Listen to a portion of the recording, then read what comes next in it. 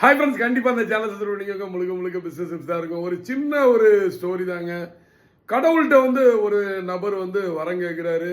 இந்த மாதிரி எனக்கு ஏதாவது ஒரு வரம் கொடுங்க சாமி அப்படின்னு சொல்லிட்டு ரொம்ப நித்திரையில் வரம் கேட்குறாப்புல. எனக்கு ஏதாவது ஒரு வழியை காட்டுங்க அப்படின்னு சொல்லிட்டு உடனே கடவுள் சொல்கிறாரு, இந்த மாதிரி உடனே ஒரு அசர்வி மாதிரி நீ இந்த இடத்துக்கு கரெக்டாக வந்துரு, நைட்டு ஒரு 7 மணிக்கு இந்த இடத்துக்கு வந்துரு, உனக்கு நான் ஒரு வழி சொல்கிறேன் அப்படின்னோடனே அவரும் போய் அந்த இடத்துல போய் நிற்கிறாரு.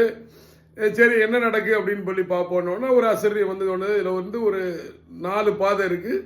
இந்த 4 பாதையில் நீ எந்த பாதையிலனாலும் நீ தேர்ந்தெடுத்து போய்க்கோ, உனக்கு உண்டான பாதை அந்த பாதை தான், அது நல்ல பாதையாக தான் இருக்கும், வாழ்த்துக்கள் அப்படின்னு சொல்லிட்டு ஒரு அரை மணி நேரம் தான் உனக்கு டைம், சீக்கிரம் முடிவெடுத்து எந்த பாதையோ நீ நடந்துக்கோ அப்படின்னு சொல்லிட்டு சொன்னோன்னா பார்த்தோம்னா இங்கேருந்து அவர் பார்க்காரு, ஒரே இருட்டு. எங்கே அந்த 4 இங்கிட்டு லேசாக நடந்து பார்க்காரு, உடனே அந்த பக்கம் நடந்து பார்க்காரு, ஒரே இருட்டாக இருக்குது. அப்படி பயந்து போய் நின்று பார்த்துக்கிட்டே இருக்காரு. என்னடா பண்ணுறேன்னு சொல்லிட்டு பார்த்தீங்கன்னா டைம் இஸ் ஓவருங்கிற மாதிரி அரை மணி நேரம் முடிஞ்சிருது. கடவுள் பார்க்காரு. உடனே என்னாச்சு அப்படின்னோடனே, நீங்கள் சொன்னீங்க எனக்கு இங்கிட்டு பார்த்தா அங்கிட்டு ஒன்று இருட்டாக இருக்குது, இங்கிட்டு பார்த்தாலும் இருட்டாக இருக்குது, இங்கிட்டு பார்த்தாலும் இருட்டாக இருக்குது, எனக்கு எந்த பாதையில் போவேனே தெரியல அப்படின்னு சொல்லிட்டு அவர் சொல்கிறாரு. அதுக்கப்புறம் தான் நீ வா அப்படின்னு சொல்லிட்டு கையை பிடிச்சி கூட்டு போய் காட்டுதாரு. இங்கிட்டு பார்த்தீங்கன்னா ஒரே ஒரு பொற்காசுகளாக இருக்கிற மாதிரி ஒரு பெரிய ஒரு கோல்டன் ஸ்ட்ரீட் மாதிரி ஒன்று இருக்குது. இன்னொன்று பார்த்தீங்கன்னா பெரிய ஒரு அக்ரிகல்ச்சர் ரோடு மாதிரி ஒன்று இருக்குது.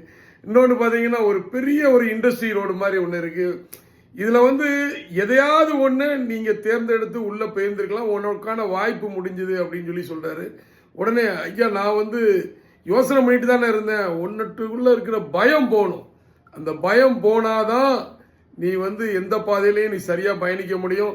முதல்ல உன்னைய தயார்படுத்திக்க, ஒரு பயங்கிறத எடுத்து விட்டேன்னா தான் ஒரு பிஸ்னஸ்லனாலும் சரி எதுனாலும் சரி நீ காலை வைக்க முடியும் அப்படின்னு சொல்லிட்டு கடவுள் டக்குன்னு மறைஞ்சிருந்தாரு. ஒரு மாரல் ஸ்டோரி என்னங்கிறதுனா இதுதான், பயம். எந்த இதுலேயுமே நம்ம இதை அப்படி செஞ்சுட்டா இதாயிருமோ, இது தப்பாயிருமோ, இந்த இருட்டுக்குள்ளே என்ன இருக்குமோ எது இருக்குமோன்னு சொல்லிட்டு பயந்ததுனால தான். ஸோ நல்ல வாய்ப்புகள் எப்போது வரும், அதை நம்ம நல்ல முறையில் கொண்டு போகிறது தான் ஒரு சக்ஸஸ் ஆகும். ஸோ நன்றி. நான் விஜய் சேரன், மற்றொரு சந்திப்போம். நன்றி.